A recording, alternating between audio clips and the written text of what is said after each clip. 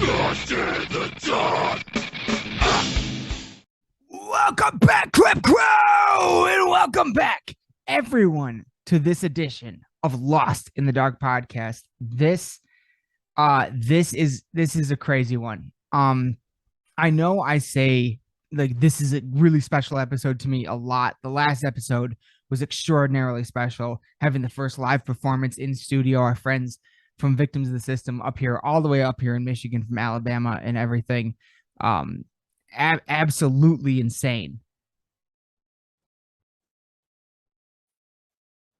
It was an absolutely incredible experience, all in all. And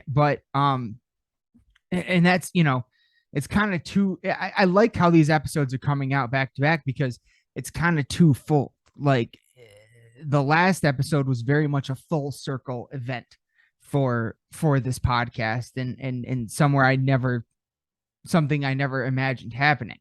But this one is why I started the podcast. This takes me back to episode 1. This takes me back all the way to the beginning. This takes me back all the way to 1998.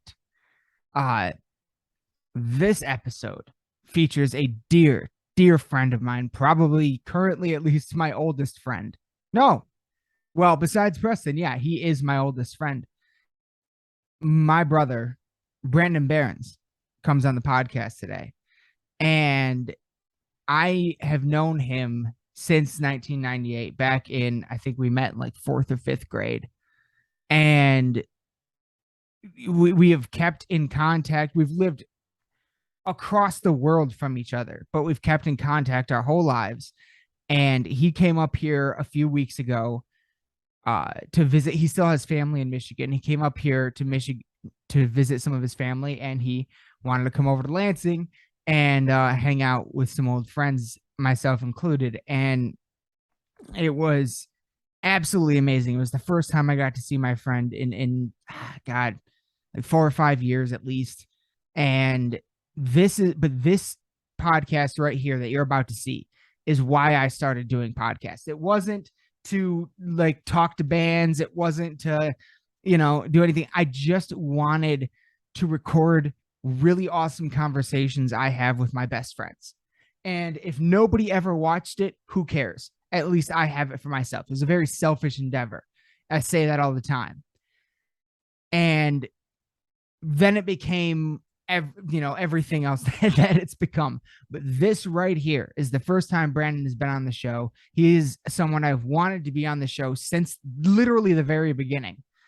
And it's just like this right here. This is why I started this show, to have conversations like this with the people that I love and care about. And that's what matters to me. This is an episode that I will watch again just to revisit hanging out with my friend, and that's why this episode is so special and so important to me. So and I know you all are going to love him. So he is one of the best people I have ever met on the face of the earth, and on this episode you'll see why. And you'll hear why we became friends at such an early age. He's a very special person to me, and I love him to death. Absolutely one of my best friends in the world. And I'm so excited that he's finally making his first appearance on the Crypt. And this is just part 1. There will be multiple parts to this saga. So I hope you all enjoy. Everyone, Crypt Crow, welcome my brother Brandon, all the way from North Carolina, coming to us on Zoom.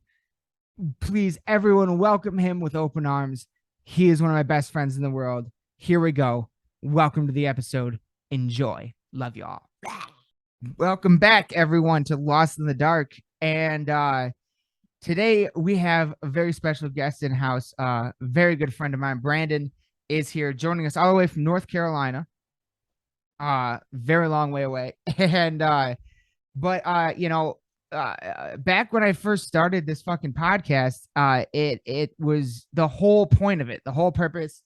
We never expected to have guests on or bands or anything like that. The whole purpose of it was for me to hang out with my friends and capture some of our fun conversations. If anybody ever hears it, cool. If not, at least I have these for myself. It was a very selfish endeavor, really.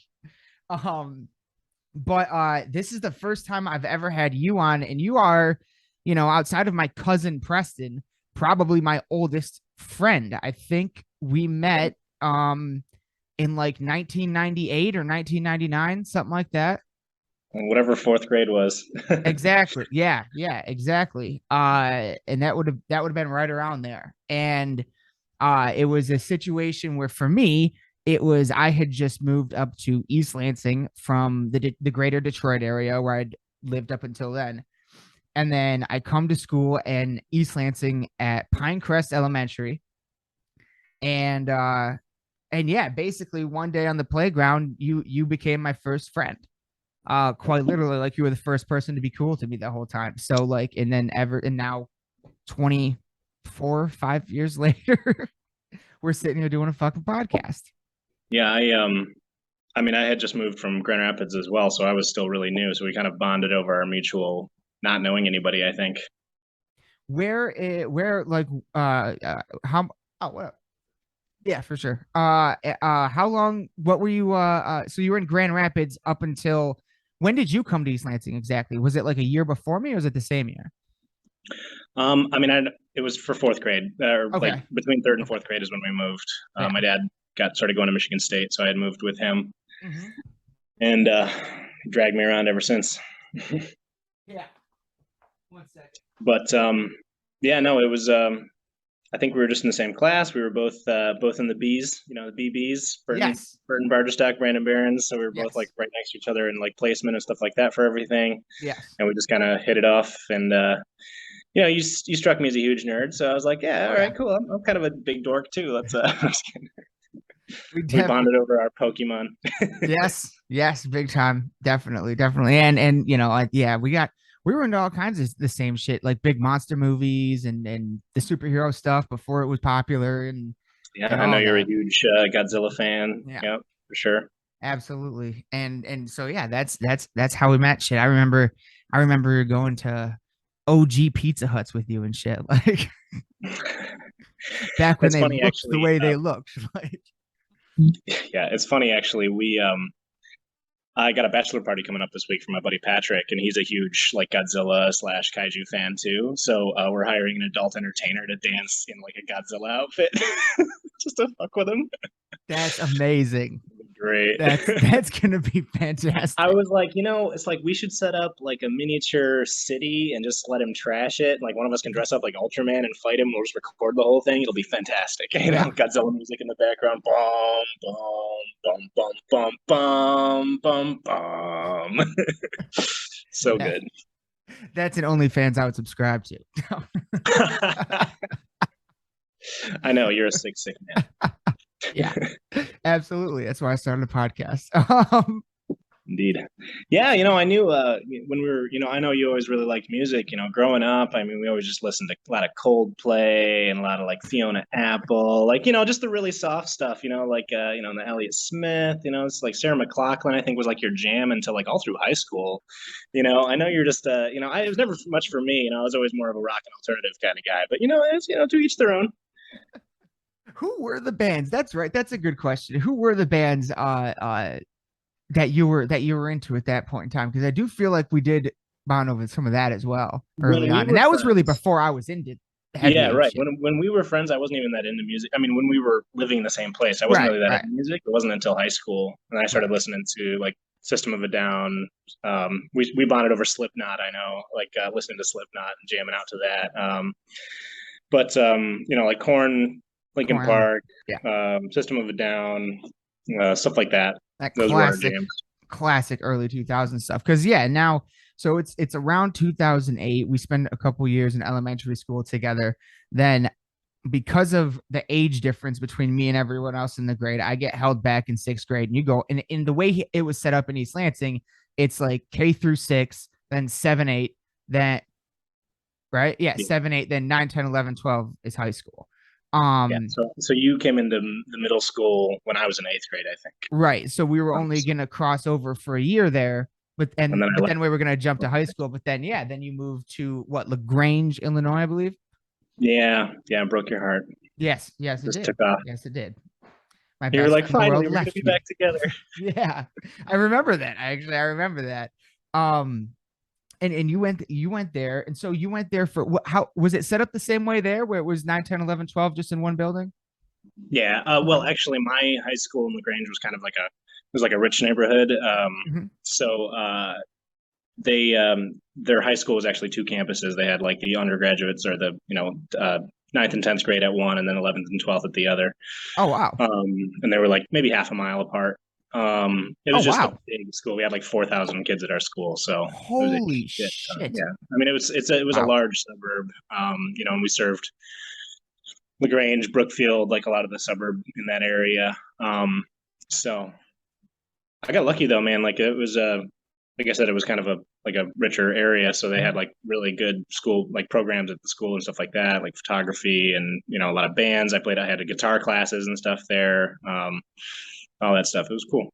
Yeah. So that means you didn't even, did you even spend a year at East Lansing High School? No, no, I left No. between middle Okay. school and high school.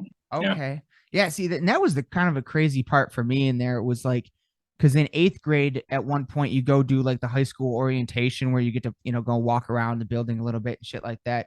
And I yeah, did that in the from pretty much from when I entered middle school. Middle school all the way through when I graduated from Michigan State University. Every single building that I was in from middle school to high school to community college to MSU, every single building I was always in was always under construction. Every single one. The oh, entire it's time. Michigan. My I mean, it's entire Michigan. It's always either yeah, winter or construction. Those are the two yeah. seasons in Michigan. So apparently that applies to buildings as well. Yeah, 100%. And when I so like when I did my eighth grade orientation and then I go to high school the next year, it's a completely different building. They had like ripped everything out and cut off like closed off whole sections that they were still redoing, and like it was very weird. It was very weird. But then at some point in there, so you moved to LaGrange, I stay here, but then at some point we somehow, I can't remember exactly how at this point in time, because this is still uh pre 2004. You would have probably moved down there in 2003 or 4.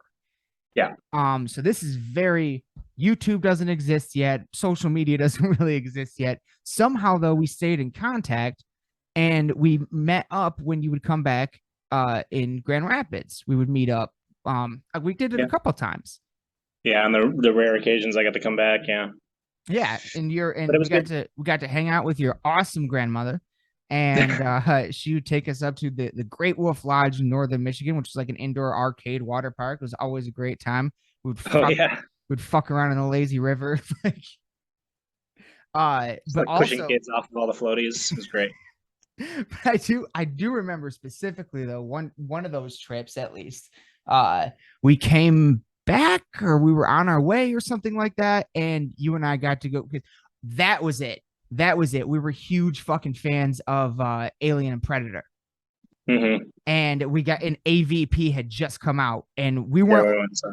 we were young, but it was only PG-13, so we were like, oh, we could go see it. We went and saw that together for the first time in theaters. I'll never forget that. That was amazing because I still dig that movie. Like I still think it's Yeah, it was solid. perfect Like, timing too. Like it yeah, just happened to be when I was going to be in town, and we are just like, "All right, hell yeah, let's go see this fucking movie." And I remember we drove up to the parking lot, and we just like jammed out to like Slipknot in the car, and like it was great, dude. It was good times. That was when you were like first started really getting into yeah, like heavy rock and metal more.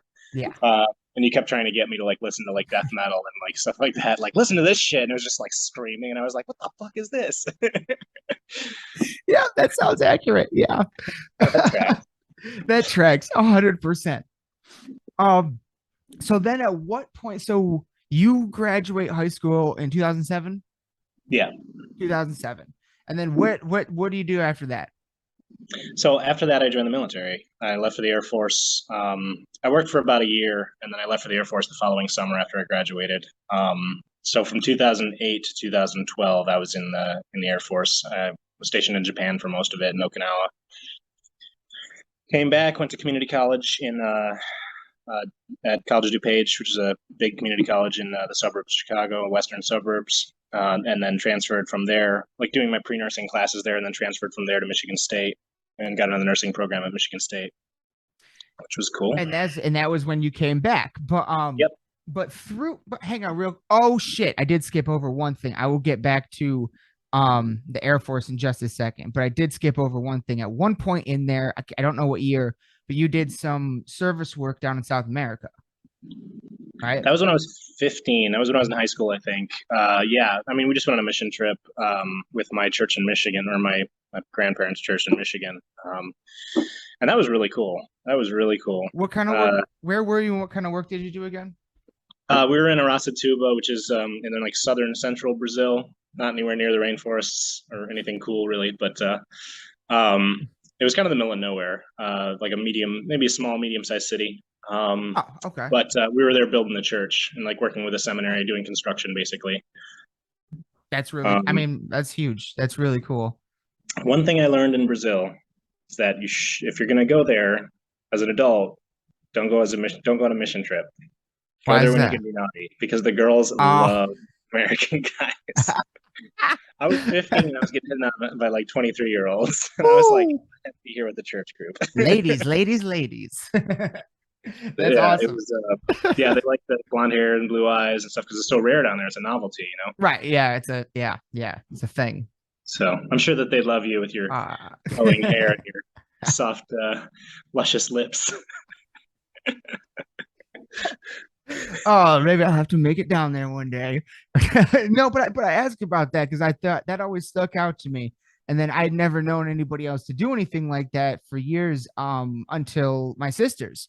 During and after college, both Katie and Goose have gone on. They did like a lot of AmeriCorps stuff, like humanitarian work. Yeah. Oh yeah, where they go out and they build schools. Katie helped with the cleanup down in the Caribbean after the hurricanes and stuff. Katie even spent time in New Zealand doing stuff like this, like all over the world. Oh, they've been all over the world. It's crazy, and I always really like. I think that shit's awesome. That's really cool. Yeah, I'm a little jealous of how much they've gotten to go do. Oh man, well, you might be. Well, my sister Katie is just so much more prone to injury than anybody else I've ever known. Like, she was in New Zealand and she got this rare like sickness called the devil's grip. Oh, I think I heard about it. I think you told me about this. Yeah, and she like almost died. I mean, she just it could have been bad just because she had to like take like 2 trucks and then an ambulance to get to the hospital. It was like 3 hours away or something like that. But and then down in when she was in the Caribbean, I remember her telling me, because the hurricane had ripped everything apart. There were no trees, and she was down there in the summer, and it was hot, and she was like doing roofing and stuff, and there was just no shade anywhere. So like there were points in time where she would just like crawl underneath the van just to like lay down somewhere for a second in shade and shit like that. So it's hardcore, it's let's say I envy the traveling, maybe not the work. Right. Yeah, exactly. But I always think that kind of stuff is really cool. I love when you went down to Brazil that time. Did you have what like they speak Portuguese down there? Yeah. Did you learn any of that or anything? I had learned very poorly to speak Spanish at our middle school. Yeah, so did I. Terrible student. Yeah, me too. But I used enough Spanish. Like Spanish and Portuguese are close enough that I could communicate mildly. But a lot of the main people that we interacted with spoke English. And those that didn't, there's a lot of grunting and pointing. That's all. A lot of body language, a lot of nonverbal communication. Yeah, pretty much. Yeah. So then, now jumping back ahead to, well, actually, real quick before we hop off that, let me ask you this: what's your favorite memory from your time in Brazil? Oh, well, I mean, I guess I could say probably I was a little bit of a heartbreaker back then, and I still are. Baby. kind of fell for this. The host family we were staying with was like this pastor and his wife and daughter and their family. And I kind of Right. like me and the pastor's daughter had a little bit of a thing there, yeah, because I told you they like the blonde-haired, blue-eyed guys, so Oh, American Boy we comes were down and goes after holding the hands and pastor's stuff. daughter. Oh, so risque. Yeah. Very Almost Romeo and 15-year-old. Juliet. I love it. Yeah. Oh, so so your favorite memory was spending time with her and getting to know her? I mean, I think the whole thing was pretty fun, like the intrigue of it. But Mm-hmm. I mean, generally speaking, though, it was just a great group. Everything that we did down there, like the pace of life down there is a little bit different than it is up here, and I just kind of enjoyed a lot of it. We'd get these. It was kind of nice. I think we'd have these breaks when we were doing the construction on the church, and they'd bring out this like really really good like cake like bread and some guarana, which is like the type of soda that they drink down there, and rice and beans for every meal. That's how it is. Okay, But yeah, but it was it was like it felt good to be like doing something good, and then we'd get our little breaks and kind of like socialize, and like it was always a treat in the middle of the day. But I mean, it's hard to say. I mean, we hit up a Brazilian steakhouse in Brazil, which was pretty awesome, where they come and they cut the skewers of meat like off on yeah. your plate and stuff. That was neat. I, I, Um, I don't. Maybe I'm wrong. I have like a vague memory of you telling me something about like this amazing waterfall or something, like a hot spring maybe or something that you went to. I Oh don't know. yeah, actually, now that you mention it, yeah, I forgot about that. Yeah, so there was a hot spring there, and it wasn't the cool like natural hot spring like you'd picture like surrounded by rocks and stuff. Like it was built over a hot spring, so it was like a pool Oh, basically, and it was like a tiered hot spring where the most direct flow from the hot spring was at the highest pool, and then it flowed down and cooled down as it went lower in different pools. So you kind of start at the bottom and work your way up to get used to the heat. And then when you're at the top, you're just like scalding, but it's like kind of used to it at that point. So it's like, I don't know. But yeah, that and I think my favorite thing, honestly, about the whole thing was the exchange rate. It was like a 1-to-3 exchange rate, which was awesome. So like, if that's I had $20, it was like $60. Yeah, you feel rich. going to the market there. Yeah, I was balling. That's cool. Was there any besides like rice and peas? I'm always interested in whenever I get to talk to somebody that has been somewhere that far away and that like different from here.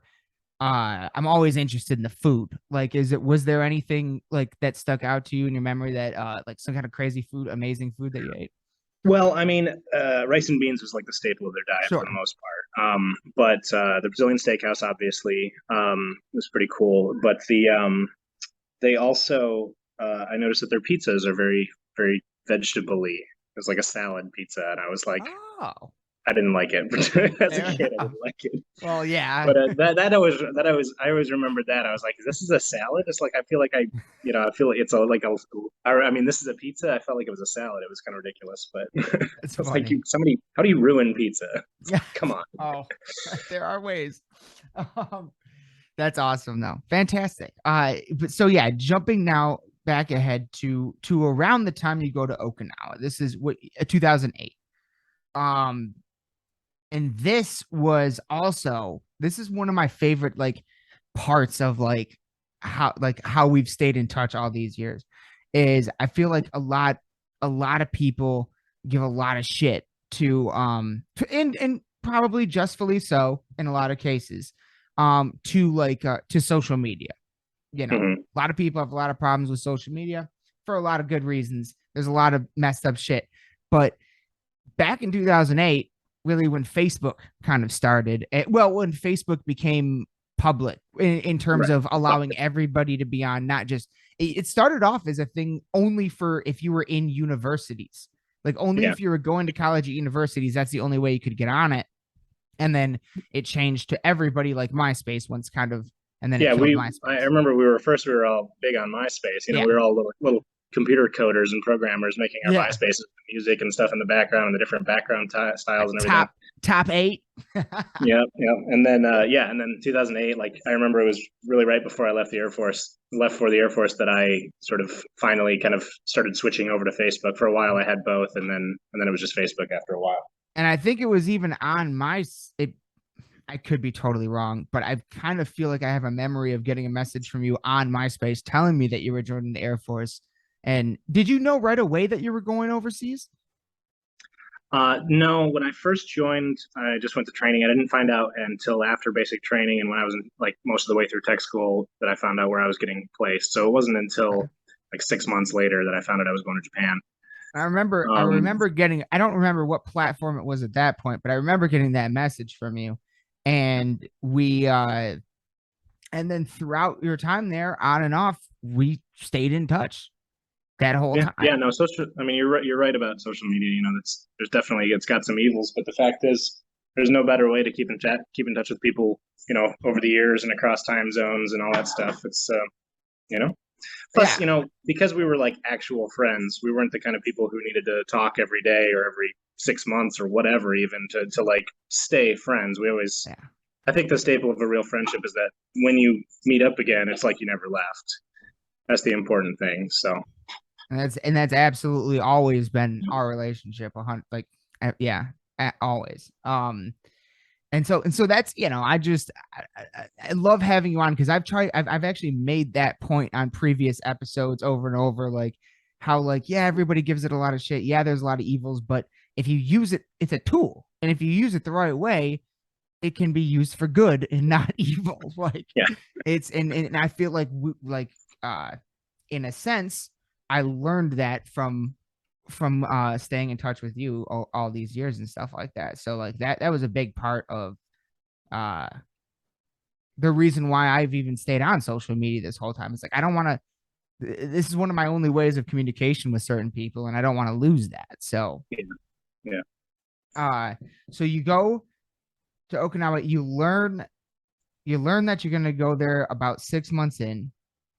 um so right there, when you learn, all right, I'm going to Japan, what goes through your head? What is that like? Dude, I was so excited because like they give Really? you kind of like a dream sheet for like where do you want to go kind of thing for your Yeah. placements. Oh, so you And had a loose decision at least?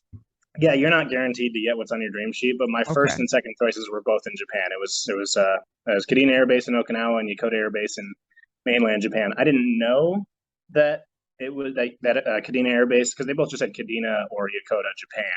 Mm-hmm. So I didn't know where they were. If I had known, I would have put Yokota first because I was right outside Tokyo, whereas Kadena Air Base is on Okinawa, which is, you know, I mean, they're both great in their own way, but like I was there for 3 years. That island got pretty small after after a while, you know. It's only about it's a pretty skinny little island that goes it's about a half an hour across and about 3 hours long for drive. Oh So wow. yeah, it's not a big island. So that's like the same, almost the same length as the lower peninsula of Michigan, but like a third of the thickness. Like Yeah, pretty much. Like oh, not even a third. It's literally only like a half an hour from one side to the other, and oh then my it's like yeah, god. like Oh wow. 2 or 3 hours from bottom to top. And Kadena's kind of in the middle. So, but tell you what though, I mean, great scuba diving and snorkeling there, like world class, great reefs. Really, really just beautiful oceans and islands and like coral cliffs and stuff like that, and like wildlife. You know, I saw wild octopuses and lionfish and moray eels and like all that cool stuff. So that was really neat. It was hot as hell most of the year, but Really? then, well, it was hot as hell during the summer, and then actually most of the year it was pretty nice. It was like kind of summer in Michigan, but sort of it would get a lot cooler. It'd be like fall in Michigan for like most of the year. For Oh. like during the winter, it was like fall in Michigan. It would be like a little chilly. You might need like a light jacket or like a windbreaker or something. But other than that, it was beautiful, like sunny. You know, you can smell the ocean all over the place. You know, the flight line for the one of my favorite places was the flight line at like sunrise because there's no more sky. Like there's no place in the world where you can see more sky than when you're on like the flight line of an airfield. Because there's just nothing around. There's no trees. There's nothing like that. So you just have so much sky. So when the sun comes up and it's like shining through the clouds, it was just gorgeous on the flight line. And then like the flight line literally kind of dipped down into it looks like it drops off into the ocean because of the way that it kind of like goes downhill a little bit, and then there's the ocean there. So it like you could see the ocean, you could smell the ocean breeze, and it was beautiful. That's And so there was a lot of upsides to being there. There was downsides too. There was a ton of military bases on the island, so most people spoke English, but at the same time, it was total sausage fest. um, like yeah, so that was a struggle. Did you And learn? Did you go ahead? Go ahead. Sorry. I speak less Japanese now than I did when I got there. Okay. I think I said I was going to learn Japanese while I was there, and I just never did. Yeah, but they have bats, like really big fruit bats there too. I Oh, I call them love baby those. snatchers. I love. What? Why? I just call them baby because they would like swoop down at night sometimes, like right in your face. And I just like they're big enough to like carry away a baby, it seemed like, or like Holy flying cats, I call Oh them my that too. They God, were that'd be really big. so They were like, cool. big old wingspan. That'd be so Um, cool. so yeah, that was pretty cool. But while I was in Okinawa, despite the sausage fest, I hooked up with Danielle while I was there, and that's when we had Kylie. So my daughter was born in Okinawa. Okay, I don't think I knew that. Wait, Yeah. really? She was one of the girls So, in the dorms. So so her who? and I, So, wait, I'm my sorry. daughter's mom, Yeah. one of the Your girls in the daughter's dorm that I worked who? with, So what was she doing there? she was in the Air Force too. She Okay. did bioenvironmental engineering. Um, Oh, so very different from my job as a knuckle dragger or wrench and turner. and that's something I want to know is what exactly was your job over there? What were you doing? I was a C-130 crew chief. Okay. What is Crew chief is a fancy way of saying they're a mechanic. okay, I did maintenance and mechanic work on C-130 aircraft, which was pretty cool. dude? Yeah, it was pretty neat. Uh, It was a lot easier when I switched from being like a flight line crew chief to working in the AR shop, which is like the aerospace repair. okay. Because I went from like servicing the aircraft to actually fixing it, which was nice. It was more rewarding. And Wait, wait. what? You worked on these things, Yeah, those fuckers are still in service. They're like 50, they're like 60 years old now, but dude. Those things are enormous. Like, oh, please. You can put those inside of a C5. Like they're not that big anymore. You can land them in a football field. really? That's what Okay. they're good for, actually, is like those like really close drops and stuff like that, or like really like small landing strips and whatnot. They're one of the few like Wow. turboprop aircraft that we still use, but they're really good for like halo drops. They're good for like dropping paratroopers, pararescue people out the back, dropping equipment. But yeah, I mean they're not that big. You can literally fit if you take the wings off and fold them back, you can fit them inside of a C5 now. Those things are massive. They're like flying whales. Wow. But they're yeah, it's an old aircraft, and they were finicky. I always make the joke that I hated aircraft maintenance so much that's why I switched over to being a nurse because aircraft can't tell you where it hurts. First of all, Yeah, that takes a that's lot true. of troubleshooting kind of to figure out that.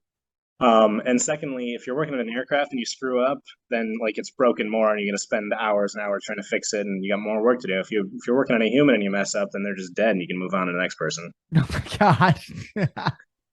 Don't tell my bosses I said that. Well, this is going on the internet, so I can cut that up. No, No, I'm just kidding. but yeah, that's oh man.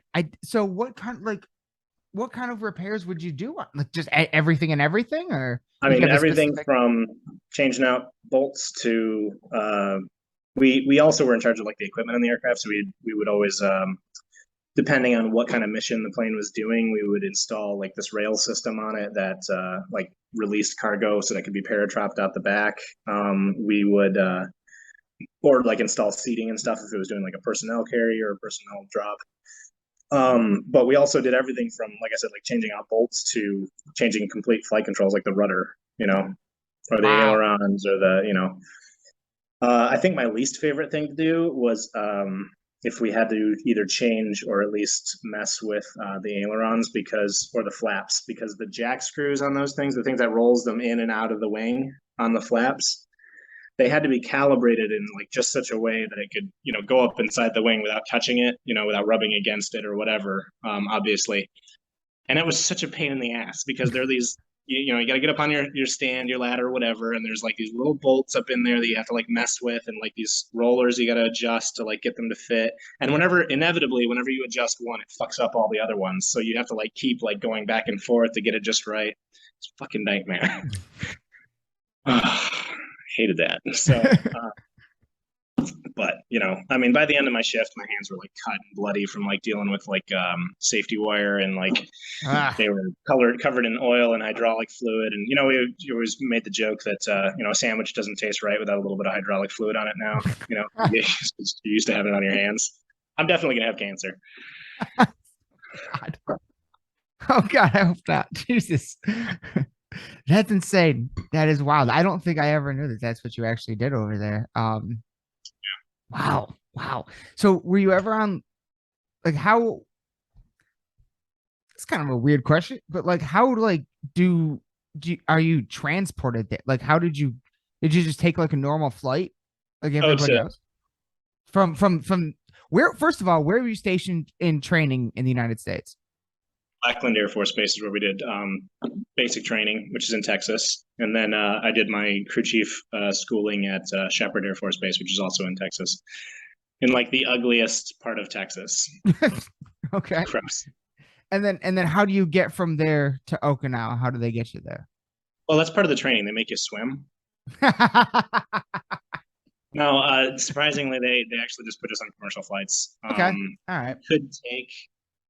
You could take like military flights on military aircraft around to different bases and stuff if they had like availability. But the problem with doing that, sounds neat because you could do it for like basically free. You could fly to wherever, like say there was a flight going to Ramstein Air Force Base in Germany from Okinawa, you could hop on it if they had an extra seat, The problem was you had to take your leave in advance, like maybe a month or two in advance, and you didn't know if there was going to be room on that flight until the day you were flying on it. So so it's a little risky. Yeah. I kind of regret that I spent all my time and money, all my leave time and money coming back to the States to like visit my family and stuff like that, which was priceless for my mental health. But I was over there. I could have spent more time in mainland Japan. I could have spent more time in Thailand. I did get to go there briefly, but I could have gone to like Australia or something like that, and I wasted my time being, having a family and stuff. So that, does that mean Kylie has dual citizenship? Not technically, because she was born on a military base that counts as an American territory, American. Can't think of the word, but American basically. So, how old was she until she came to the United States? Her mom PCS'd, which is like permanent change of station is what that stands for. So she changed from being in Okinawa to being at I think it was Fairfield Air Base, which is it was Travis Air Force Base, which is in California. So she transferred when Kylie was like a year and a half, just before she turned like a year and a half old. So we were there in Okinawa, living in a little pink house. It was really cute. I was like, this is the perfect house to raise a little girl in, Yeah. And our relationship was very rocky. Sort of, we tried to make it work for the first like year or so, like year and a half or so that Kylie was born. But in the end, it just didn't really work out, So she PCS, we went our separate ways, and I extended to stay in Okinawa so that because either way, it was either going to be me there alone without them or them there alone without me, because I was supposed to leave like the year prior. Okay. And I was like, well, I'm gonna PCS so I can stay here with you longer, and then when you leave, at least you'll be back in the United States in a place that you're familiar with and stuff like that, closer to your family, if without me there. So, and then after she got out of the Air Force, she actually moved back to near Detroit, which was nice because at the time I was in Chicago and then in East Lansing, so I was like an hour away. Mm-hmm. So yeah, she's been all over the place. Kylie's a well-traveled kid. She's already been to and from Japan, back and forth a couple times, and stuff like that. So it's pretty cool. That is cool. That is cool. Actually today. I was thinking about having her say hi, but Well, Good. if she wants to. Hey, Kylie, you want to say hi? Okay. Put your butt over here. She's 12. She's almost a hear teenager her now. from the So. background. Hi, this is a little tiny. I don't Yeah, know. she's a whole adult. Wait till she's basically Yeah. an adult. Hi, Kylie. She's 5'3" now. Oh my goodness, I know. almost It's as tall as we ridiculous. are. Yeah. I Well, think maybe you. hey, yeah, you are a giant. But I think I've only ever met her like once when she was very little. So hi, it's very nice to see you again. Yeah, she's a little smart aleck. She gets that from both me and her mom. Oh, I was gonna say totally from you. Totally. She's been really getting into the anime lately. Actually, that's been her jam. Anime and manga and stuff is now her. She's gonna be that kind of nerd. What got any favorites so far? No, not really. Not really. Okay, Fair enough. you like the worst so far. All of them. She's watching Full Metal Alchemist right now. She's watched Demon Slayer and One Punch Man and My Hero Academia. Yeah, so the major ones, the big ones right now. She's also reading some manga and stuff. But so she's gonna end up at some Comic Cons with us one day. yeah, actually, I was gonna bring her to GalaxyCon in Chicago or in Raleigh here a few weeks ago, but we both had COVID, so. I'm very glad to see you're both doing better. Yeah, we're awesome. Did it hit you hard at all, or just congestion and cough? All right, good. I'm glad to hear that. We're both vaccinated and stuff too, so I think that same. At least, did you ever get a vaccine for COVID? I'm getting it. I don't know. You were immune for a little while. Very good. Thanks for saying hi. Now go away. You're stealing my spot. Totally is too. That was adorable. I'm awesome.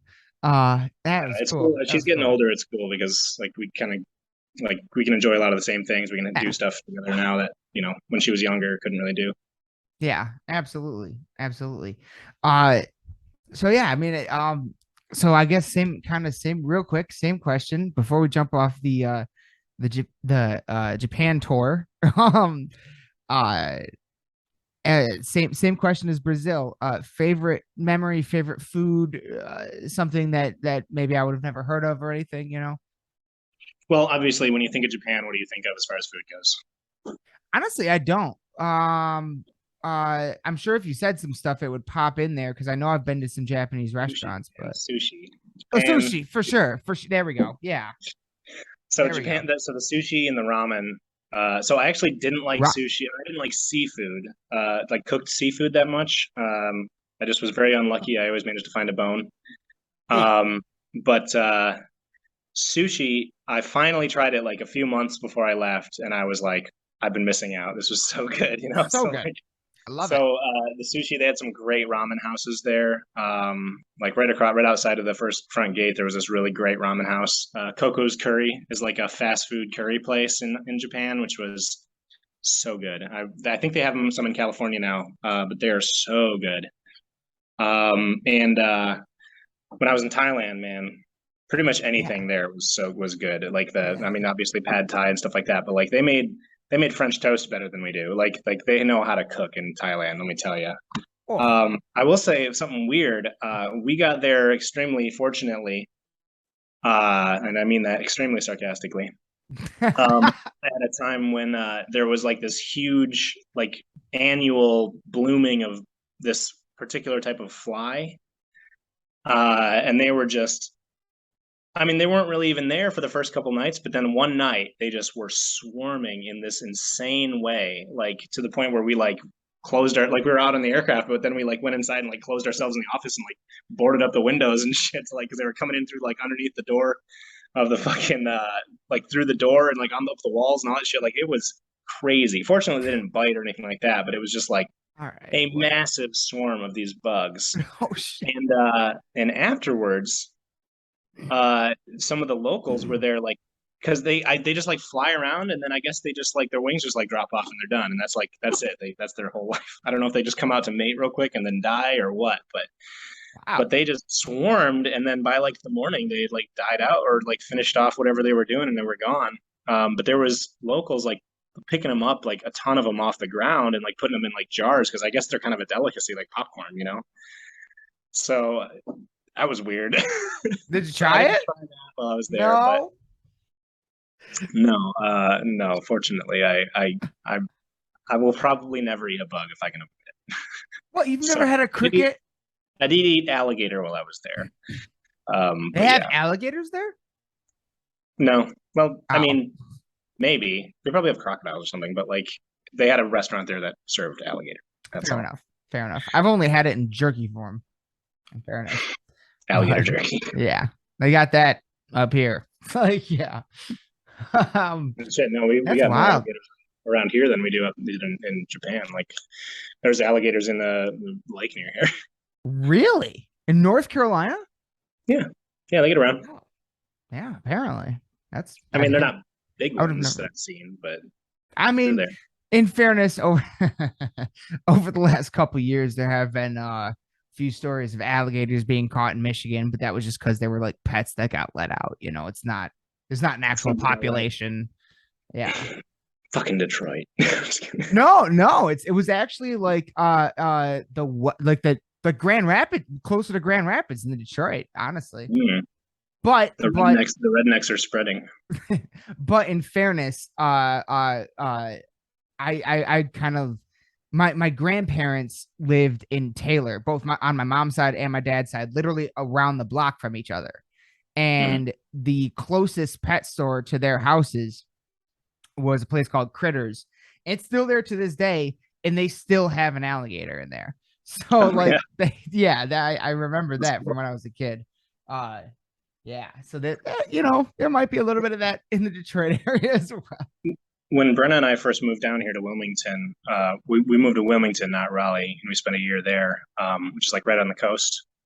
And they had this really cool serpentarium there, which had like it had some alligators and it had some like an alligator snapping turtle, a really big, like 450-pound alligator snapping turtle, Oh, those are awesome. which are really cool. Yeah. They're really But cool. it also had like a ton of snakes, everything from like huge boa constrictors and pythons from like that were like 29 feet long Ah, and stuff like that, and like hundreds of pounds, to like bushmasters and like asps and like vipers, like really deadly, like super deadly that snakes, like black mambas, I think, and all that oof. shit. So they had like some of the deadliest snakes in the world. It was really cool because we got to Kylie and I were there when they were feeding them one time too. So the guy's like feeding them mice from his hand pretty much, and it's fucking crazy. But the place closed now, sadly, because I think the owner was shot by his wife.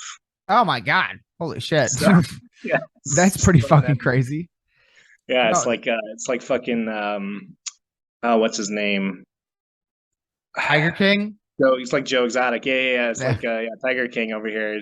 I'm surprised he didn't feed him to the alligators or something. right. Right. No, that's insane.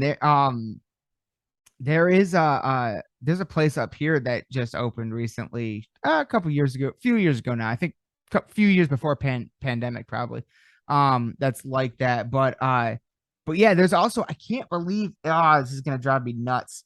This is gonna drive me nuts. But I can't believe I can't remember the name of it. But there's a lake somewhere in Michigan that has like a sea monster kind of story to it, and the most popular belief is that it's just like something like a 400-pound snapping turtle, like just a monster snapping turtle, and big ass ones have actually been caught in that same lake. So like it's kind of like, sorry, there's probably an explanation for that one, but yeah, they're monsters. And then a few years ago, I was in the took a trip with a whole bunch of friends to the Wisconsin Dells, and it was there that we went to like a reptile house where we saw a whole bunch of like two-headed snakes, two-headed turtles, Oh wow. snapping turtles, big snakes, everything. There was like a big um tank of like little kind of baby alligator crocodile things, and you could get like a little bucket of meat and like put it through a tube and they would go freak out. And it was like in a it was like Yeah, in the you'd give them your meat tube and they'd freak out. yeah, exactly. And there was like a weird back corner area that, like, unless you specifically stepped aside in this weird little way to look at it, you would just totally miss it. And that was the cage where the first time I ever saw a sailfin dragon, which is something I I have a sailfin dragon in my room right now. I think, didn't you see her when you were here?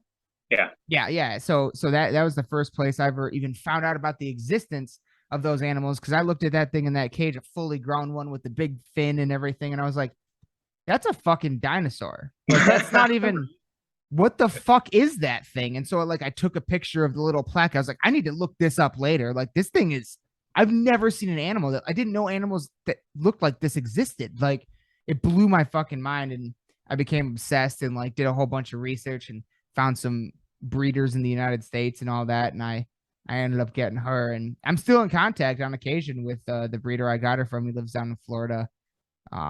Really cool guy, metalhead, really cool guy. But yeah. So that's, yeah, those places are a lot of fun and can definitely be like, I remember when I was younger going to the Detroit Zoo, my favorite spot was always the reptile house because they had the crocodiles and all that stuff, and those places can be a lot of fun. Yeah, definitely. But what was your favorite besides besides a beautiful the beautiful sunrise on the airfield or airstrip or whatever and stuff like that? Is there anything specific that sticks out to you from Okinawa? Is your favorite memory? Well, actually, Yeah. I mean, scuba diving and snorkeling, like I said, there was like world class. Walking on the reefs, like because when tide was out, you could like walk out and there'd be like tide pools and stuff like that. Yeah. That's where I found like the octopus and stuff. That was cool. Sitting on the sitting on the seawall late at night when I'm like pretty drunk from like being in the clubs that are up on right on the seawall. There's a bunch of bars and clubs. There's like strip along the seawall. When I say the seawall, I mean it was a big cement, like revetment that was maybe like 5 or 6 feet above the seawater. And you could just sit on it and dangle your feet. And it was, you come out of the club, which is always way too loud, and you're buzzed, and there's no open bottle laws in Japan, which is fucking awesome. So you can walk around with your beer or whatever, shit. The whole time I was in Tokyo, I had a beer in my hand. nice. But coming out buzzed, half deaf from the club, and just sitting on the seawall and just like soaking it up, soaking up the smell of the salt air or the salty air and the breeze and just kind of zoning out and like chilling out a little bit. That's probably one of my favorite memories for sure. I mean, the sky must have been breathtaking. Yeah, during the day, yeah. This was most of the time when I did this though, it was at night. And so you couldn't really see too much. You could just kind of hear the waves and feel the sea breeze and smell like there wasn't a lot of stars and stuff. Or was it because you're I mean, the area that I was in was pretty populated, so it wasn't like a bit of ambient light. Yeah. Especially because there was an area right near there called American Village, which was basically just made for people that lived in the military bases. But it was a bunch of different restaurants and shops and stuff, and had a big Ferris wheel with lights and all that stuff. So it was pretty well lit area. But there was like everything up. There was like a bay between the seawall and that bay when the tide went out was like you could walk on, basically walk out into the bay on the coral, which was a terrible idea, especially when you're drunk. But I would do that. Yeah. So I'd just be like standing out in the bay, weirdly where I would normally be underwater, and I'm just like, I don't know. It was cool. It was a nice little like break from the noise and the drinking and the partying and whatever. Yeah. Whenever you're there's something about it. There's something about being on water where it's just like especially if you're like out partying, you're a little buzzed, whatever, and then you just kind of like walk out alone for a minute, like on a beach or on a seawall, and just like, yeah, like you said, just take it in. And it's very centering. Yeah, something about that. I will say there was one of the bars that we had there was called The Bar, very cleverly named, and it was ran by this American guy. And the music in the place was played. It was a hookah bar. It was a bar and a hookah bar. Oh, okay. And so we'd go there and we'd blow like fucking hookah bubbles and like just hit hookah and just get fucked up on it basically. And just get super drunk because at this point in my life I had just started drinking and did not know my limits. So I just drink until I couldn't anymore. Mm-hmm. I'm talking like flaming Dr. Peppers, Irish car bombs, one right after the other, like just getting absolutely sick. Oof.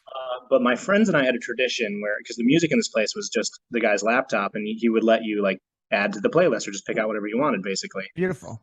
Cool. Yeah. So my friends and I had a tradition every time we went there of putting on "Fuck Her Gently" by Tenacious D and singing it at the top of our lungs. So Yes. it was so good. Oh, yes. Oh, I that's figured you'd like amazing. that. That's amazing. That's, I mean, yeah, that's out. Yeah. That's one of my favorite albums of all time. Like that's Yeah, I know. I remember you being a huge Tenacious oof, D fan. I figured you'd get a kick out of that. huge. And so and you're singing it to a whole fucking that's cool. It was That's a so pretty small bar, fortunately, but like, yeah, we didn't give a shit who was there. We were just like, there were people that heard that song that were like, the fuck is this? if my daughter wasn't here, I would insist that we sing it right now. But Oh God. I could she's still heard me swear, but I don't remember think the I need to words. get that much into it with her. I mean, yeah, I remember the first time I ever heard that CD. My mom came into my room because she thought I was sitting there with a Sony Walkman CD player with my head street style around the back of the head, headphones on, and I was laughing so hard I was crying. And my mom came in and thought there was something wrong with me. Oh God! To this day, it's one of the funniest things I've ever heard. It's amazing. Yeah. That's awesome. That's awesome. Hell yeah. Hell yeah. So what? Okay. So then, what you get back to you leave Okinawa in 2012 then? Yeah. What, like, do you remember what time of year? May, I think I got back. Okay. So May or June. All right. And then where do you come back to, and what happens then? So I came back, and I that summer I kind of had to figure out what the fuck I was gonna do. So I just stayed with I stayed with my parents, my dad and Carissa in LaGrange for a few weeks while I found an apartment. And I had saved up money while I was in the Air Force, so I had money to get an apartment and furnish it and stuff like that. So Beautiful. I applied to College of DuPage. I had applied to a few different places, but I applied to College of DuPage just for pre-nursing classes because it was cheap, and you don't really even need to apply to College of DuPage. Like you get in. It's a community college, so Okay. Yeah. they accept everyone. That's like but they have community really college good program there because it's one of the largest schools in this. It's the largest community college I think in the state. Beautiful. But it's they have a lot of programs. So I just got an apartment near there. You know, little 1-bedroom apartment that Kylie and I like shared when she was with me. At this point, she kind of split time pretty evenly between me and her mom. And her mom was in Detroit at the time? I think her mom was still in California at the time. Oh, okay. So she'd fly her here, or I'd fly out there, or whatever, you know. So I went to school there, and then when I had her, Dad and Carissa were kind enough to like watch her while I was at school. So I made all my classes on like Tuesday, Wednesday, Thursday. So they just take her and watch her for a few days, which was great. And my sisters were about her age at that time too, so she got to spend time with them. So I'm going to community college, or College of DuPage, which is great, getting my pre-nursing requisites. It's actually where I met Brenna, who was my future wife and future ex-wife. And we were friends for like 4 years, and she was dating some other guy at the time, and then we met in chemistry. We had chemistry together. Yeah, tracking. Anyway, so I got my nursing classes done there and my prerequisites done there for the most part. Transferred to Michigan State. Real quick, what made you pick nursing to begin with? My Uncle Craig. Okay. So my Uncle Craig got out of the Army and went into nursing school, and now he's a nurse anesthetist and makes bank. I remember him. God, what was he was like? I think it was there like a keyboard or something at the Deer Path apartment? Because I remember him playing the Halloween theme song or something for us, like something like that once. I don't remember. I don't think so. Okay. Or maybe he just showed it to us or something. I don't know how he would have. This was before YouTube, but maybe it was like his ringtone or something. maybe. But I remember him like showing something to us, something like that. I remember hanging out with him a few times. Yeah. So that's cool. All right. Yeah. So it was because of him. Cool dude. He's a cool dude. He's living his best life right now. He's a nurse anesthetist, so he makes like Tons. Yeah, that's huge. $200,000 a year, something like that. Yeah. That's awesome. And I might be following. I'm probably not going to go into nurse anesthesia. I'm probably going to go into like get my nurse practitioner degree so I can take my own patients and stuff. But a psychiatric nurse practitioner is like the second highest paying job that a nurse can get. So okay, I could make 6 figures doing that for sure too. Amazing. If I go back to school to do it. Ah. So I basically just followed in his footsteps. If I didn't have Kylie, I probably would have gone into like either teaching or like photography, like something more that I felt like was more of my passion, but not as lucrative. Right. So I chose to do nursing because, I looked at my uncle and the life that he had, and I said, I could support a family like this. So fortunately, as I went to school for it, I started to genuinely get interested in it. Like I really loved my anatomy and physiology classes. My biology classes were really interesting. Microbiology, pathophysiology was a really difficult class at Michigan State, but it was also one of my favorite classes because it was basically all about solving the puzzle. Putting together, like, you'd get case studies of like patients with all these symptoms, and you had to try and figure out what was wrong with them, which was really cool. So that's like fucking House. Yeah, making diagnoses. Yeah, that's exactly what it was. I mean, it was always, obviously we had an advantage because it was always based on whatever section of the book we were reading, but at the time, but it was cool. And I went from, I think I got like a C or a D on the first test in that class because it was harder than any of the other classes I'd taken. But I picked it up. I picked it up so much after that. I sort of was like, oh shit, I might actually have to try in this class. So I picked it up after that to the point where my teacher asked me to tutor some of the other classmates. So I ended up 4-pointing the class after recovering from that. Just because it was, it was hard, but it was interesting. It genuinely interested me. And then it was a good warm up for nursing school because nursing school was pretty hard too, in general. So that's part of the reason I'm not really anxious to go back to school.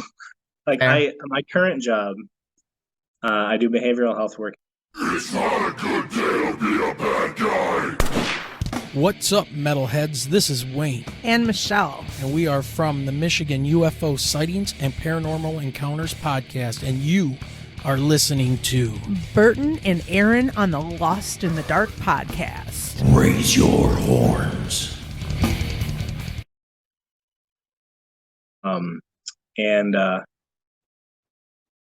I like behavioral health work. I like psych work. I'm the guy that sort of shows up when somebody's freaking out or getting violent or getting aggressive or just demanding to leave when they can't, if they're like IVC'd or something like that. And I'm the one that has to like talk them down. I'm the voice of reason. I'm the calm. I try to be. So it's nice because I kind of like swoop in and save the day, and then if I'm successful, and if I'm not successful, we have to put them in restraints or give them shots or whatever, I help with that too. But I consider that to be sort of a failure on my part because my goal is to always de-escalate them. But either way, I show up, I stop whatever behaviors it is, try and get them under control, and then I leave.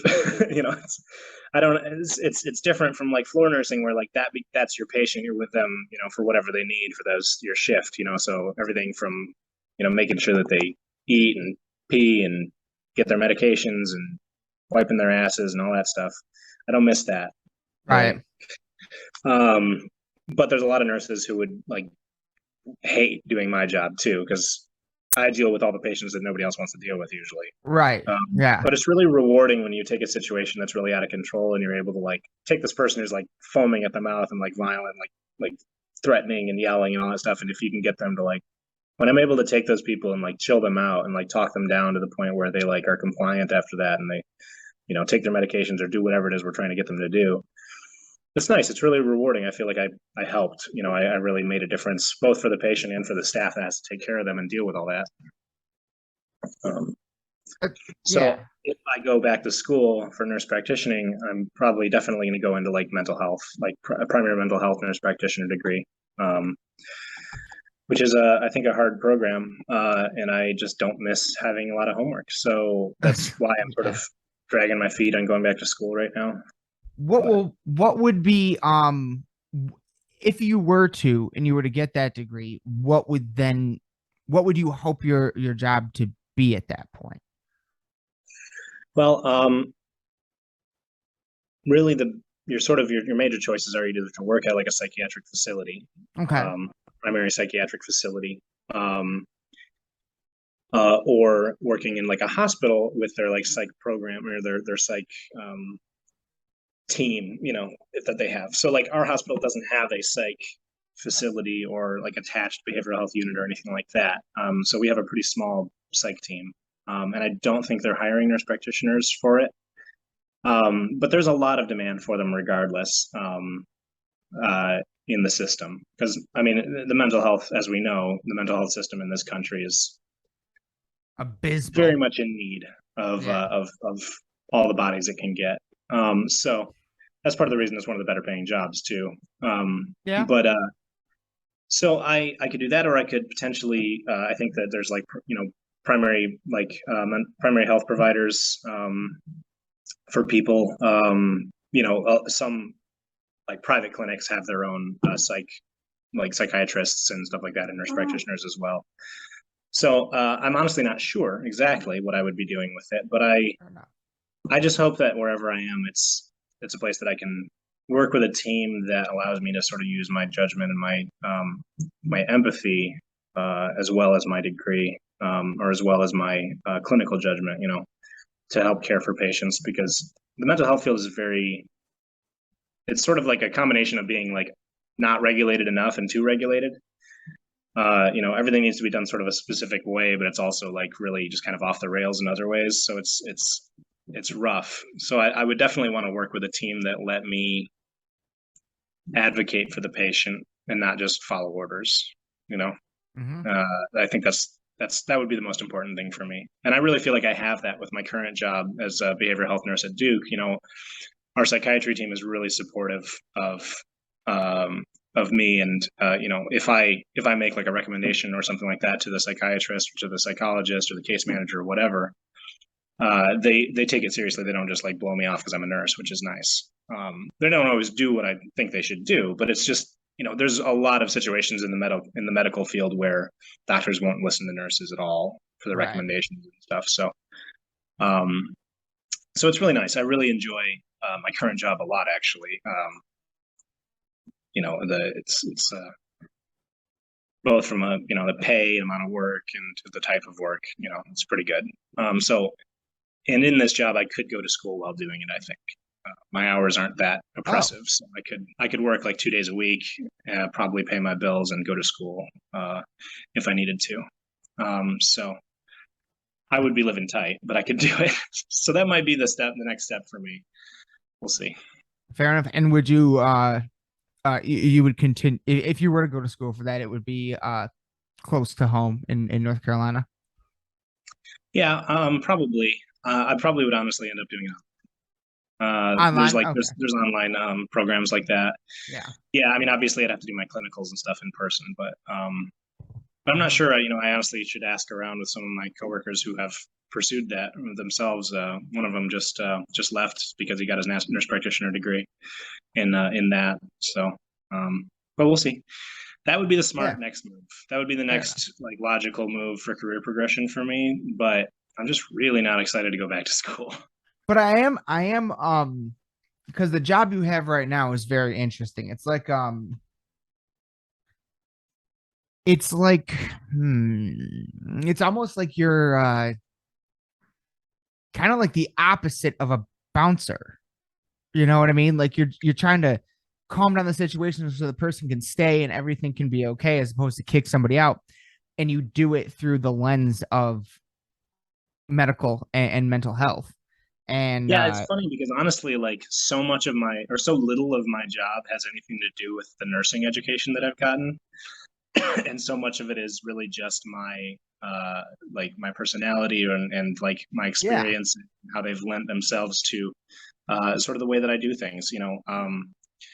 I don't have to give a ton of medications for my job. I don't have to do a lot of clinical work or like procedures, like medical procedures. So my nursing is actually a smaller part of what I do than just who I am, really. Like psych work really does take a certain type of person. And I'm not trying to like pat myself on the back here at all. I just mean, I've always had this sort of temperament to deal with people like yelling in my face and not freak out about it, you know. Whereas a lot of nurses, they get really overwhelmed by that or like scared or whatever, and that's what I try to protect them from. So I always think of myself as like a firefighter, not in the sense that I'm going into fires, obviously, but I am sort of on call at the hospital to go and put out behavioral health fires. Yeah. You know, Yes.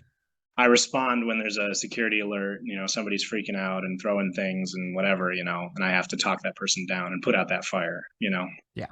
And then I go back to my office. And not that.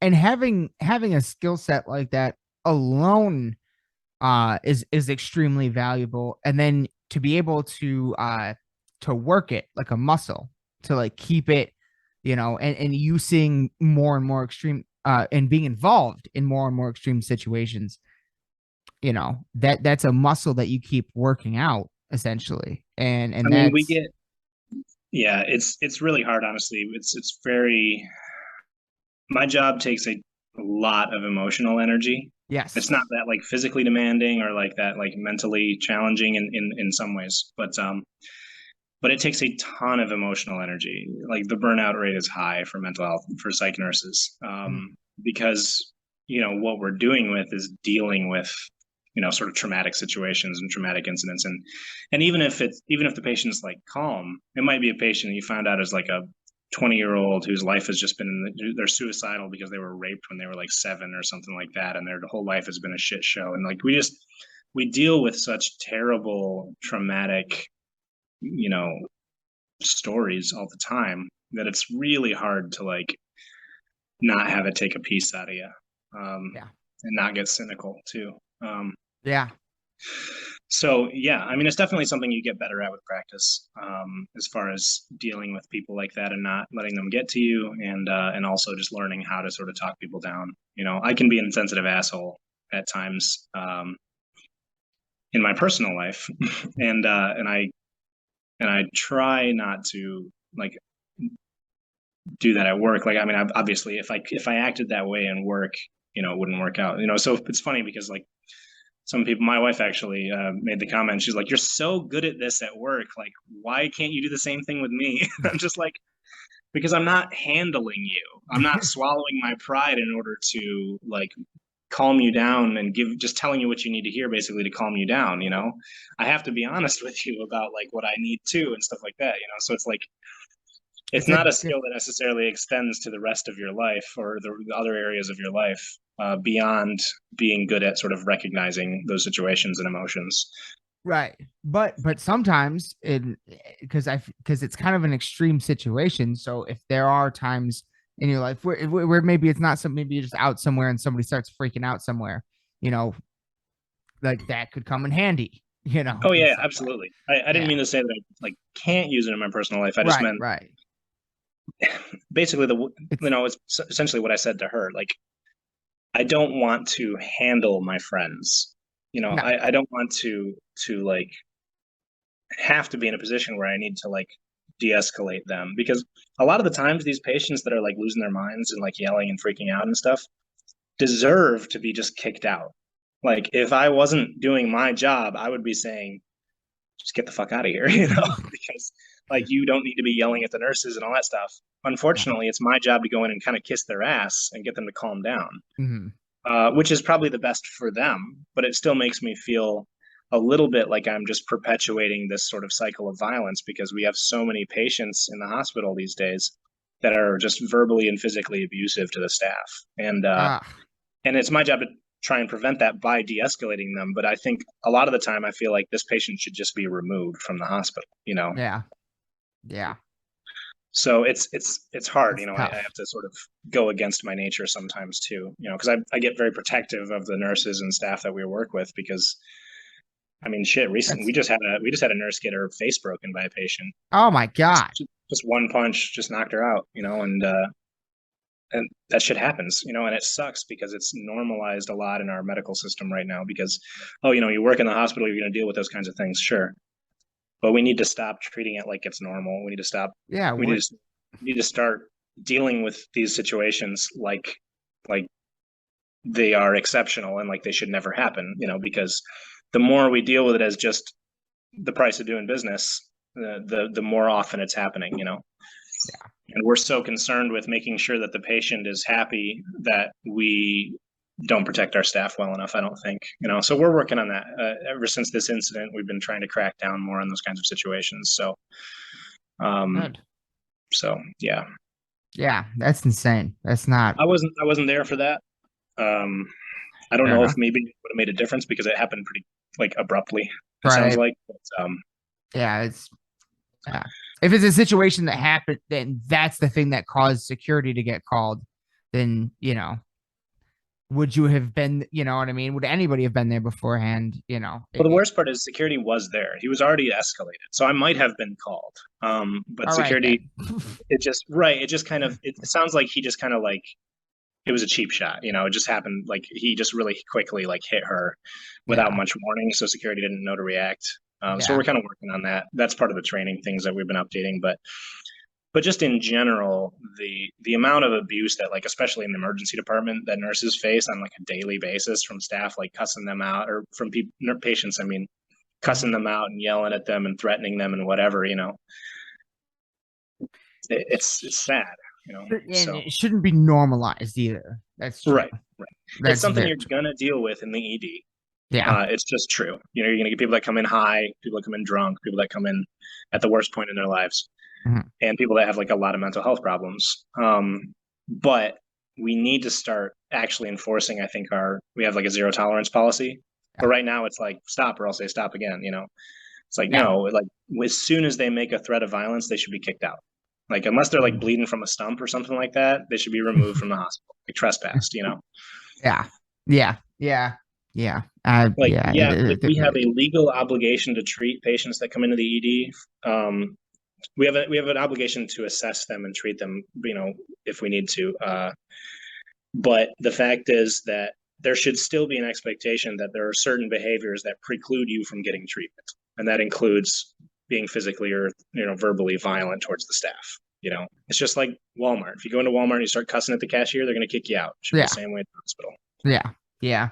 I don't disagree with that at all. Like that Yes. is, it's yeah. Sorry, It I've should got like not a be. chip on my shoulder about this. No. It pisses me off. So No, and I've got multiple other friends up here that work in the medical field and tell me similar stories, and it's just like why is that like I've never heard, I guess I don't think I've ever heard anybody say it like why is this normalized, like I don't know why I never thought that before, but yeah, like that doesn't make any sense. Why is this just like a normal? And I get to your point also, you get people coming in at the lowest point of their life, they're high, they're drunk, you know, in those cases, like you just got to let them wean off and then they'll probably be more normal. But right. even so, like it's especially if they're threatening physical violence, that it shouldn't be expected for someone that's only been trained to treat people and not deal with people like that to deal with it. Like, well, that was actually something I brought up to my manager recently because we had a training about sort of how to handle patients like that. And I'm like, this training is great for me because this is my job. But I'm like, for like the average nurse or nursing assistant, this is beyond their scope of practice. This is not something that they should be like, they have enough to do. They're already so overtasked and understaffed and all that jazz. It should not be part of their job to manage this person's emotions, like beyond like what, a normal like bedside manner is, right. Like the training was kind of insulting, honestly, because like it just showed great ways to de-escalate patients. But what it also showed was these situations are going to be tolerated and these patients are going to be rewarded. So like in this, one of the examples was a patient came into the emergency department or into a waiting room and just started yelling, I need attention, blah, blah, blah, just yelling at whoever, and kind of like violently, like, what are you looking at? Like clearly confrontationally. And like the staff in there who were already talking to patients and seeing patients just dropped what they were doing and like went and took care of this guy. And they were like, oh, what can we do for you, sir? Like, let's take you to this back room and we can get you some food. And like, you look like you're tired, whatever, they just kissed his ass so much that he calmed down. Sure. Yeah. Mission accomplished. He's de-escalated. But that tells him and every other person in the waiting room, this is how you get to be seen first. Yep. This is how you get your ass kissed. This is acceptable behavior. Yeah. Because that's how we treat it. We need to stop doing that. They should have been, as soon as that dude came in and started yelling, security should have removed him from the hospital, because that would have taught him, if I actually need help, I can't act like that. Yeah. And it would have showed everybody in the waiting room the same thing. Yeah. Especially if it's somebody walking in on their own accord and not Right, he was clearly gushing not from somewhere. physically, debilitated in like a major way. Yeah. Yeah. So what are you looking at? The person standing in the waiting room yelling. What do you think I'm looking at? Yeah. Like what? Yeah, no. Yeah, that's a really good point. That's a really good point. And that's cool. Like that's cool that you have that ability to like talk to the person that was showing everybody that video about like, hey, like this is good for me, but everybody else, it doesn't really land the same way. I sent a very Like, detailed email to her, and she said she actually brought it up and like read the email in like an upper tier meeting with some of the like higher ups too, just to sort of like, because she thought it was a good point, essentially. Yeah. And like I said, it was great training for me, because unlike the other people in those videos that were like just working the front desk or whatever, it is my job to deal with those patients. Right. So like that's my whole job. They're not distracting me from another patient. They're not distracting me from giving meds or dealing with the phones or whatever. Like it is my whole job to deal with that patient. So I'm fine with that, you know. But these other people are already in the videos clearly tasked out doing other things, like managing a lot, but they don't have time to deal with these patients. Yeah. And the video said what you're supposed to do is drop everything that you're doing, drop whatever patient you're currently dealing with, and kiss this person's ass to calm them down. Right. Right. That's essentially what the video said. And I was like, I was like, to be honest, I find this video to be really insulting, because like it's great training for me. I think it was worthwhile for me. But to show this to regular nurses and staff, I think is really insulting, because that isn't how those people should be treated. Those people should be kicked out like immediately. If this family member is freaking out about her son being in the ED, like that's totally reasonable for them to be doing. Like they're worried, they don't know what's going on with him, they're freaking out, whatever. But you can't stand at the desk and pound your fists on the desk and yell at the person waiting there until they help you. That person should be removed, and they can come back in when they've calmed down and ask about their son, you know. Yeah. Because that person is not our patient. That person is just a family member too. Like we have no obligation to treat them in any way. Right. Know? Right. That's true. And that kind of behavior should not be tolerated. So yeah. I'm sorry, I didn't mean to like go off on a soapbox here. No. This was good. I know this is great. No, I totally agree with you. I think honestly, like this doesn't get talked about enough, probably. So this is a good thing. No, you're fine, buddy. But yeah, no, I mean, we have. We did go over our time. Yeah, so it's all no, please never. I always allow for a little bit extra. And I do have because it's your first time on, and we're gonna have to do this again because I'm gonna write this down. We didn't get to East Lansing yet. This will be the Brandon saga. All right. Episode 1. Yeah, we'll do like a couple more at least for sure. Over the course of the next few months, hopefully. And but real quick, because it's your first time on, I do have there's one question I always like to end on, and but another one I have for you right now. Anything in all of your actually, yeah, let me extend it. In all of your all the medical work you've ever done, or all of the military work you've ever done, is there any one particular like just wild ass story that sticks out to you that you'd be willing to share? Just like something crazy that happened or insane. I know I got a few other friends that I used to work with who are nurses. They used to tell me about fucked up injuries with people and shit like that. Like, I mean, yeah, working in the emergency department, I got one of those stories like every day. But let's see. That's probably one of the weirdest things. It's hard to remember because, like, honestly, they kind of blur together. See, that's the thing. Yeah. So I'm actually going to go back to the military, I think, for this one. Okay, I like it. It was actually my going away, my send-off from the military was my shop that I worked in. They kidnapped me Like they like grabbed me, tackled me, and like duct taped me down to a stretcher, and like poured like condiments and like tomato juice and like various other and like toothpaste and like weird other shit. I have a picture. I'll send it to you. And just like it was gross, but that was their way of saying goodbye. Was here, we're gonna strap you to this fucking stretcher, duct tape you down, and bury you in condiments and various other fluids and stuff. It was so gross. But Oh, so that's that great. you know, it's an interesting story. I love that. You know, but yeah. So to keep it short, I'll That's think funny. about it though. I'll let you know. I'll get back to you. There's probably I'm sure there's better ones, but No, that's that's just what comes to perfect. mind. That's perfect right now. That's I perfect. promise Right. I'll send you a picture if I can find it. And I know I've personally asked you this before, but also through all of that, your whole life, everything. Final question I like to ask everybody on their first time on the show: have you ever had any experience in your life you would describe as paranormal? Oh, I think you're gonna be really disappointed with my answer. Hey, no, I'm never Because disappointed. I am the consummate skeptic. Oh, I do so am not I. believe in I don't believe in ghosts. I don't believe in like spirits. I mean, I wouldn't say that I don't believe in them. I would say I don't believe that they interact with us on this plane, I guess you could Okay. say.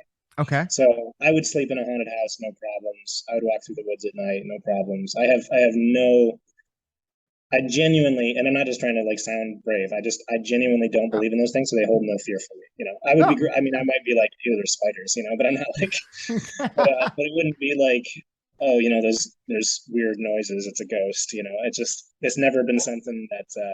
So I can't really say that I've had like an eerie like paranormal experience that comes to mind because I sort of generally just kind of always think that there's an explanation. You know, I'm the skeptic. I'm the guy that dies second. You know, right after the No. black guy or the blonde girl that's ditzy. You know, in the horror movie. You know, I'm the skeptic that gets killed, like because he doesn't believe what's going on, and he's like, "Yeah, see, there's nothing behind this door," and he opens the door and gets stabbed in the head or something like that. So No. It's totally fine. What I've learned, I always, like I said, every time someone's on for the first time, I always ask that question to close it out. And what I've found is that it's pretty much straight down the middle, 50-50. Like yeah, like if I were to actually go through all my old episodes and like write down how many people said had a story and how many people didn't, I think it would be exactly 50-50. And I'm right there with you. And that's why I asked. That's why I asked. That's why there's a poster. It's behind camera, but hanging up always wherever I'm recording. I want to believe the old X-Files poster. yeah. And I'm like, extraordinary claims require extraordinary evidence. So it's stuff that I'm fascinated by, interested in. I love hearing stories. But I have I've had a handful of things in my life that I couldn't totally explain.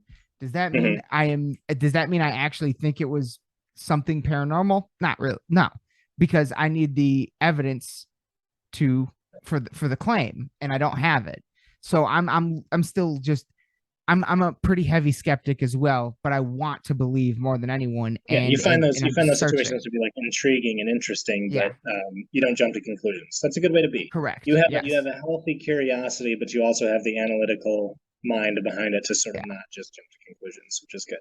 Yeah, and that even, and that extends to every investigation I've ever done and everything. But you saying that kind of makes me interested, because my roommate and I love to do like a lot of the haunted places you see on TV. You can like buy a ticket for like $100 and they'll lock you in overnight. Um, and we're always looking for people and new places to do these things with. So it would be awesome to do one with an extreme skeptic like you somewhere down in North Carolina. Like I bet I could find a wild ass Oh, place I'm sure there's a somewhere shit. I down mean, shit. there. Like Wilmington has like the haunted bar hop, you know, because there's so much like Ooh. Oh, history and really? I love yeah, those. there's a lot of like ghost stories and old like pirate stories and stuff from like the Cape Fear and like Wilmington area. So I have no doubt that there's a bunch of good ghost stories in like haunted areas. And honestly, you said you're by Raleigh? Yeah. Yeah, I'm friends with a band from Raleigh, North Carolina, called War. an amazing band. They're on tour right now, but also that is where two of my favorite bands of all time are from. Lamb of God and Guar are from down there. So or no, well, they're from Richmond. Sorry, they're from Richmond. But that's It's like an 3 hours away. Okay. Yeah. Well, those are areas though. Raleigh and Richmond are two places I've never been. I've always wanted to check out. So we're gonna have to make it down there sometime and do a live podcast and a ghost hunt or something. Like we're gonna have Sounds to get good, into man. it. Hell yeah. But we will we'll have to schedule a part 2 sometime here in the next couple months. I know we got a lot of like October Halloween special things coming up. So hopefully we'll be able to that or a Christmas thing. Yeah, That'd be I'll cool have to more have time you. in the next in the coming months. I'll have more time because Kylie will be back in school and stuff, so I'll be available more during the week. Fair enough. All right. Well, Just let me know. as always, my brother, it is such a good time talking to you. Thank you so much for doing this. You have no idea how much this means to me. It's kind of surreal, honestly. This really means a lot. And I'll end the recording here, and then we can hop off in a second. Well, I appreciate you inviting me onto the show, man. I really appreciate it. I want to say, like, when you first started the podcast, like, I know, like, that was like years ago now, but it was really cool. I was like, oh, cool, at least starting a podcast. Now you're like 260 something episodes in. To be close to that, yeah. I'm proud of you, buddy. Oh, It's very cool. Thank Very you, cool. man. Kick ass. I'm proud of you too for doing all your good work and everything. And it's yeah, man. We grew up together, and we're both still out here rocking our shit. So it's amazing. And this was a great episode. Thank you so much. And hopefully we'll have you back on soon. I mean, like, he's the one that I probably like. At the end of the day, him and I should have a podcast. Like, he is got all the charisma, he's funny as hell. He's the greatest guy ever. And we have quite a story, him and I. So this was just thrilling for me and really special for me to finally get him on the show and talk about, give you guys a little glimpse into our saga and our past. And it will continue. I have things written down for part 2 already that we didn't even get to yet on this one. I wanted to keep it kind of tight. But I mean, I can't wait. I always can't wait to talk to him again. I can never sing his praises enough. He's one of my best friends ever. And I love him to death. So I hope you all, that's going to do it for this episode of Lost in the Dark podcast. I hope you all enjoyed this episode, and Brandon will be back. I promise that. And sometime we're going to have to pack up all this fucking equipment and get down there to visit him sometime. And maybe do a live podcast from down there or something. But yeah, I hope you all enjoyed this one. That was one of my best friends in the world. This is one of the most special episodes I've ever recorded to me. Absolutely amazing. And it really means a lot to me. Any of you that watched it and enjoyed it, I love you. And let me know in the comments below. That's going to do it for this episode of Lost in the Dark podcast. Oh, man. As always, my friends, we got a lot more coming very, very, very soon. But until next time, raise your fucking horns and bang your goddamn heads. I love you all to death. Good night.